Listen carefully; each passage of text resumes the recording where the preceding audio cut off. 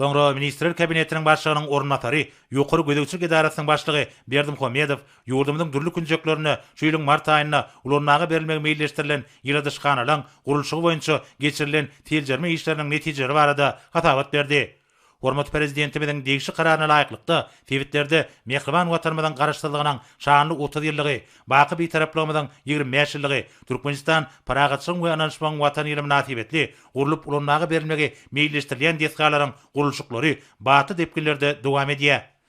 Ýa-da Ahyl vilayatynyň Qaky we Akbuğda etraplarynyň, Balkyn vilayatynyň Türkmenmaş etraplarynyň, Daşoğuz vilayatynyň Göýrogly etraplarynyň, Lewap vilayatynyň Çerji etraplarynyň we Mar vilayatynyň Takarçagy etraplarynyň çäklerini gurulayan ýyladyşganylaryň gurulşygy tamamlandy.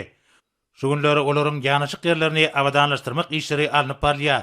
Göýük bakça önümlerini ösürüp yetiştirmek üçin niýetlenilen täze toplumlar döwrewap tehnologi awtomatlaşdyrylan enjamlar bilen üpçünedildi.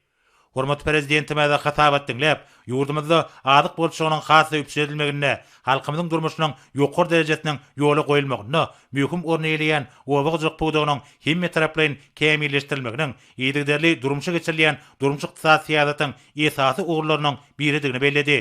O senagat toplumynyň ýetigderli ösdürilmegine gönükdirilen toplumlaryň çäreleriň burada ýurdumyzyň öňüme öndürjülerine döwlet tarapyndan berilýän gollawyň netijesinde ägir tuly üstünlikler gazandy hemde dürli görnüşli owagyjyk öňümleriniň öndürilýän mukdary artdy.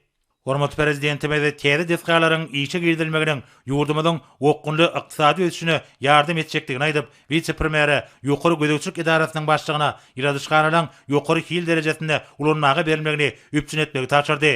Şeýlekem döwlet başlary milli tenamamyzda möhüm orny eýleýän şanly tenler münasibetli ulanmagy berilmegi meýilleşdirilýän beýleki desgalarda alınıp bolýan işlerim bir gödekçilikde taklamagy taşyrdy.